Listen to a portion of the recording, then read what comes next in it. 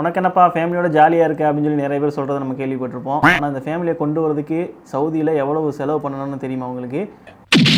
Saudi அரேபியாவில் நம்ம ஃபேமிலியை கூட்டு வரோம் இல்லையா, அதுக்கு எவ்வளோ செலவாகும் அப்படிங்கிறத நம்ம பார்க்க போகிறோம். நிறைய பேர் கீழே வந்து கமெண்ட்டில் கேட்டிருந்தீங்க, ப்ரோ எவ்வளோ செலவாகும் அப்படிங்கிறத வந்து நீங்கள் வீடியோவை போடுங்க அப்படின்னு சொல்லி கமெண்ட் பண்ணியிருந்தீங்க.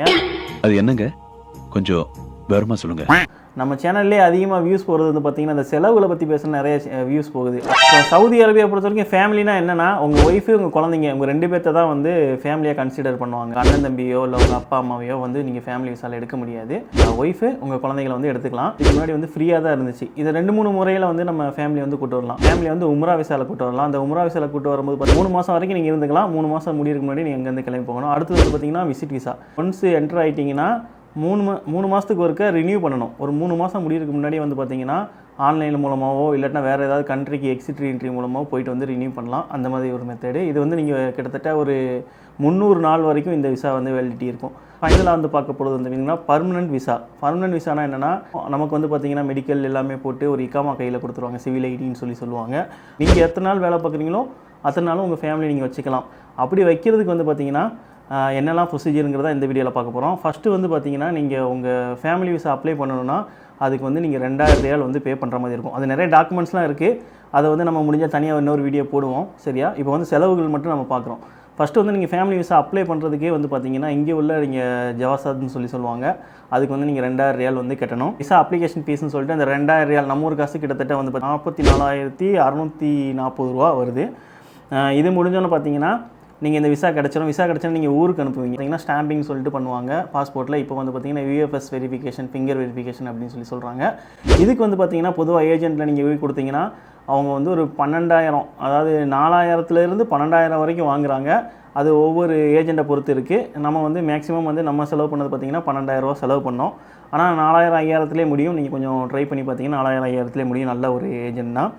அதுக்கு முன்னாடி நீங்கள் என்ன பண்ணணும்னா மெடிக்கல் போடணும். இந்த கிராம்கா மெடிக்கல் சென்டருக்கு வந்து பார்த்திங்கன்னா ஒரு 5,500 ரூபா செலவாகும் நம்ம ஒரு காசுக்கு. அதுக்கப்புறம் இந்த 5,500 ரூபா செலவு பண்ணதுக்கப்புறம் வந்து நீங்கள் ஸ்டாம்பிங்கோ இல்லை VFXோ அதெல்லாம் முடிச்சிருவாங்க. முடிச்சதுக்கப்புறம் அங்கேருந்து இங்கே ஊருக்கு வரதுக்கு வந்து பார்த்திங்கன்னா எவ்வளோ செலவாகுதுன்னா, நம்ம ஒரு காசுக்கு ஒரு 15,000 ரூபா வந்து செலவாகுது. ஓகேவா? ஃபேமிலி வந்ததுக்கப்புறம் இங்கே வந்து நீங்கள் மெடிக்கல் போட தேவை கிடையாது. இப்போ வந்து மெடிக்கல்லாம் எடுத்துட்டாங்க. இங்கே இக்காமா நீங்களே ஆன்லைனில் டாக்குமெண்ட்டை சப்மிட் பண்ணி நீங்கள் அந்த வெரிஃபிகேஷன் ஆஃபீஸ் போய்ட்டு உங்கள் இக்காமாவை பிரிண்ட் பண்ணிக்கலாம். ஆனால் அதுக்கு முன்னாடி வந்து பார்த்திங்கன்னா ஒரு அமௌண்ட் பே வேண்டியது இருக்குது. அது வந்து பார்த்திங்கன்னா லிவின்னு சொல்லுவாங்க. இது எப்படி கால்குலேட் பண்ணுறாங்கன்னா, ஒரு மாதத்துக்கு வந்து 400 ரியால் வந்து நீங்கள் பே பண்ணுற மாதிரி இருக்கும். 1 இயருக்கு இக்காமா ரினியூ பண்ணுறாங்கன்னா 1 இயர் ஃபீஸ் கட்டணும். அதாவது நம்ம ஊர் காசுக்கு சொல்லணும், சார் இங்கே உள்ள காசுக்கு சொல்லணும்னா 4,800 ரியால். நம்ம ஊர் காசுக்கு வந்து பார்த்திங்கன்னா கிட்டத்தட்ட ஒரு வருஷத்துக்கு 1,07,040 ரூபா கட்ட வேண்டியிருக்கும். இப்போ நம்ம மேலே சொன்ன செலவு எல்லாத்தையும் மொத்தமாக கூட்டினோன்னா கிட்டத்தட்ட நம்ம ஊர் காசுக்கு 1,84,000 ரூபா நம்ம வந்து ஜஸ்ட்டு அங்கேருந்து கூட்டு வந்து இங்கே வைக்கிறதுக்கு வந்து நம்ம கட்டணும். அது மட்டும் இல்லை, நீங்கள் ஃபேமிலியை வெக்கேஷனுக்கு அனுப்பணுன்னா ஒரு மாதத்துக்கு 100 ரியால் அப்படின்னு நினைக்கிறேன். ஒரு மாதத்துக்கு 100 ரியால் எக்ஸிட் என்ட்ரி நீங்கள் கட்டணும். அதாவது நீங்கள் உங்கள் ஒய்ஃப் இங்கே இல்லை, நான் ஊருக்கு அனுப்புகிறேன்னு சொன்னால் உங்கள் ஊர் நீங்கள் இங்கே தான் இருப்பீங்க, உங்கள் ஒய்ஃப் அங்கே போய் இருப்பாங்கல்ல, அங்கே எத்தனை மாதம் இருந்தாலும் ஒவ்வொரு மாதத்துக்கு 100 ரியால் நீங்கள் வந்து இங்கே கட்டணும். அதாவது எக்ஸிட் என்ட்ரியாக நீங்கள் கட்டி தான் நீங்கள் விசா எக்ஸிட் என்ட்ரிஸில் விசா எடுக்கணும். அதை எடுத்தால் தான் அவங்க இங்கேருந்து வெளியவே போக முடியும் கண்ட்ரியை விட்டு. இதுதாங்க. நம்ம நிறைய பேர் வந்து என்ன நினச்சிட்ருக்கோம், உங்கள் ஹஸ்பண்டே இங்கே வந்து வேலை பார்ப்பாங்க, கொஞ்சம் ஆவரேஜாக சம்பளம் வாங்குவாங்க, நம்மளை ஏன் கூட்டு போக மாட்டேங்கிறாங்க அப்படின்னு நீங்கள் நினச்சிட்டு இருப்பீங்க. எவ்வளவு குறைநிறைகள், எவ்வளவு கண்ணீர், எவ்வளவு நன்றி, எவ்வளவு நெருக்கடி. உண்மை நிலவரம் என்னென்னா, கிட்டத்தட்ட ஒரு 2 லட்ச ரூபா இல்லாமல் உங்களை வந்து அவங்க இங்கே கொண்டு வர முடியாது. ரெண்டாவது, இங்கே வந்ததுக்கப்புறம் பயங்கரமான எக்ஸ்பென்ஸ் இருக்குது. அது என்னன்னு சொல்லிட்டு இங்கே இந்த ஹவுசிங், அதுக்கப்புறம் இங்கே உள்ள மந்த்லி எக்ஸ்பென்ஸ் எல்லாம் என்னன்னு சொல்லிட்டு அடுத்தடுத்த வீடியோவில் பார்ப்போம்.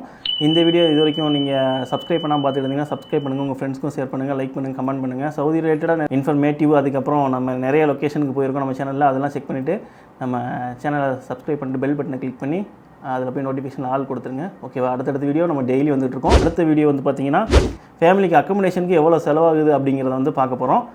பாய். அஸ்ஸலாமு அலைக்கும்.